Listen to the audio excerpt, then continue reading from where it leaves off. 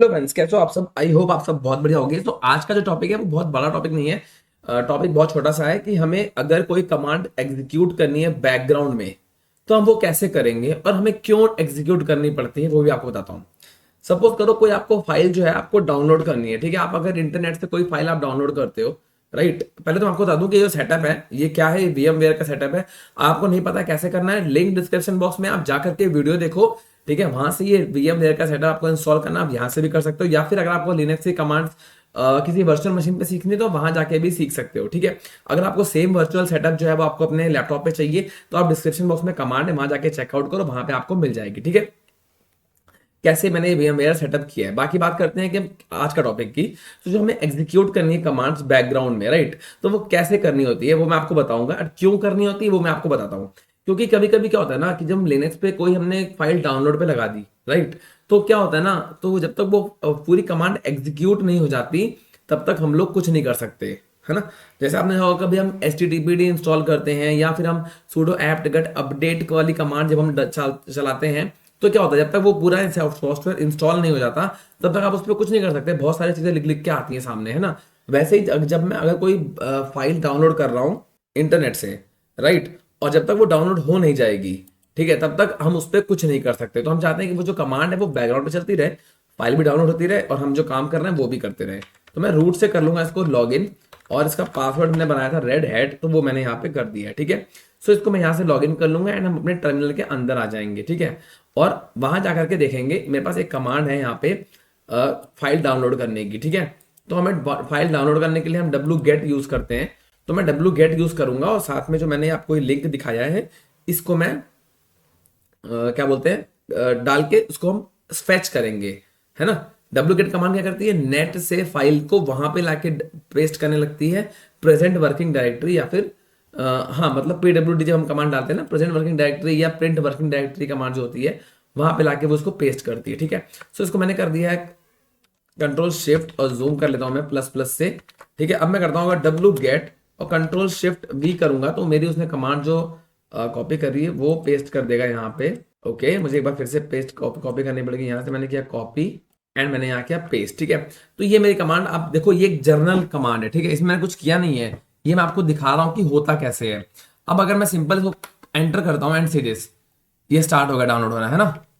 अब मैं इस पर कुछ नहीं कर सकता, मतलब क्योंकि अभी डाउनलोड हो रहा है, आप देखो स्पीड दे रहा है 1 पॉइंट इतने MB की, लगभग 15 मिनट का टाइम है। और जब तक ये हो नहीं जाएगा तब तक मैं कमांड कहाँ टाइप करूँ इस पे, है ना। मैं कुछ भी लिखूंगा, ये देखो ये यही हो रहा है, ठीक है। सो मैं कंट्रोल C से इसको आ जाऊंगा बाहर, राइट। मैंने इसको रोक दिया है, चल नहीं रही बैकएंड पे। अब देखो मैं आपको दिखाऊं, अगर मैं ls-lrth करूं तो ये 25 MB डाउनलोड कर दिया इसने इतनी देर में। कितना कर दिया, 25 MB डाउनलोड कर दिया, राइट। तो मैं फिलहाल इसको हटा देता हूं, rm-f CentOS एंड डिलीट, ठीक है। अगर मैं आप करता हूँ ls-lrth आपको दिख जाएगा कि वो चला गया है ना, वो यहां से चला गया है, राइट।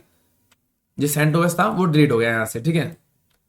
अब हम लोग इसको बैकएंड पे कैसे करेंगे, ठीक है। अगर मैं सिंपली कर दूं NOHUP, ठीक है, NOHUP, देखो एक सेकेंड, ये मेरी कमांड थी, ठीक है, और ये नॉर्मल कमांड थी, इस पे मैंने NOHUP लगा दिया खाली, ठीक है।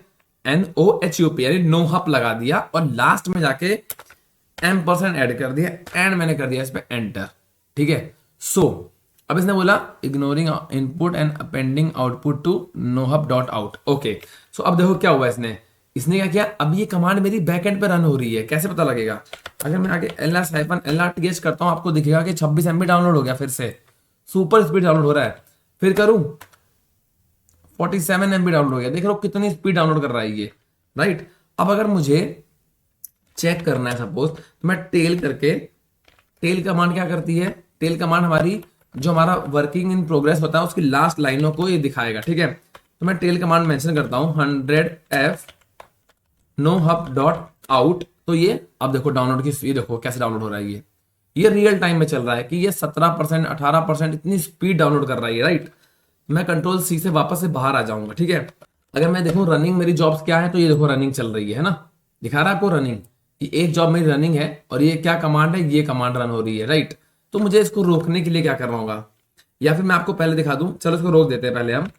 अगर मैं कहता हूं kill -9, ठीक है, और उससे पहले मुझे इसका चाहिए होगा प्रोसेस आईडी, तो मुझे कहाँ से मिलेगा, मैं करता हूँ PS-EF, ये डाला मैंने, ठीक है, ग्रेप CentOS ISO।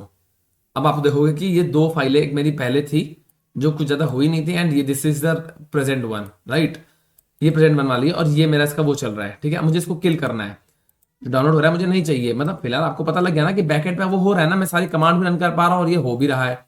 तो इसे हम कैसे किल कर सकते हैं, मैं करता हूँ kill-9 और यहाँ 2542, सॉरी 2542 एंटर। इसने किल कर दिया और ये किल करके सीधा सीधा आ गया बाहर, है ना। इसको हम दोबारा लॉगिन कर लेंगे एक बार टर्मिनल में जाकर के।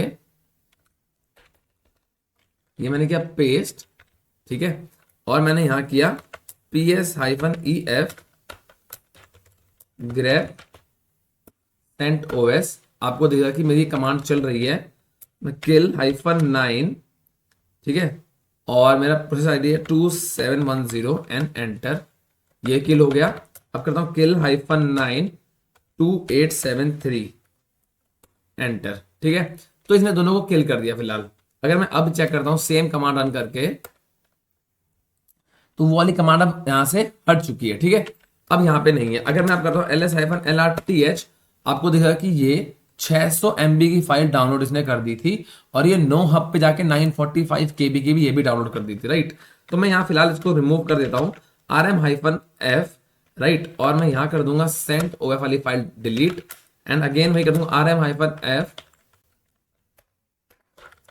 nohub.out, ठीक है। अब मैं करता हूँ ls-lrth, आप देखोगे कि दोनों फाइलें डिलीट हो गई है, ठीक है। तो आपने देखा कि इसको हम बैकएंड पे कैसे रन कर सकते हैं। इसका सबसे सिंपल तरीका, कोई भी कमांड है अगर आपको बैकएंड पे रन करनी तो आपको nohub.out करना है बेसिकली, मतलब nohub आपको आगे लगा देना है, और M% का साइन जो है, दिस इज द एंड का जो साइन बनता है ना, M% कहते हैं उसको, वो आपको लगा देना लास्ट में, ठीक है। और आपको उसको चेक करने के लिए आप सिंपली कमांड यूज कर सकते हो, tail-100f, यानी कि 100 लास्ट 100 लाइंस, टेल मतलब 100 लास्ट 100 लाइंस, nohub.out, राइट। आप इस कमांड से चेक कर सकते हो कि अगर कोई प्रोग्रेस चल रहा है तो उसकी आखिरी की लाइनें क्या चल रही हैं, ठीक है। बाकी आपको समझ में आ गया होगा कि कैसे एग्जीक्यूट करते हैं बैकग्राउंड पे। तो आई गेस ये वीडियो बहुत छोटा सा था, टॉपिक बहुत छोटा था बट इंपॉर्टेंट था, तो मैंने इसके लिए एक अलग से वीडियो बना दिया, जस्ट बिकॉज कि आपका ऐसा ना हो कि आज वीडियो मिस हो जाए। तो आई गेस आपको वीडियो समझ में आ गया होगा, समझ में आ गया है, चैनल पे नए जगह सब्सक्राइब कर ले, पुराने हो तो लाइक कर ले। मिलते हैं हम नेक्स्ट वीडियो में, बाय, अपना ध्यान रखना, अपनी फैमिली रखना, सी यू नेक्स्ट टाइम।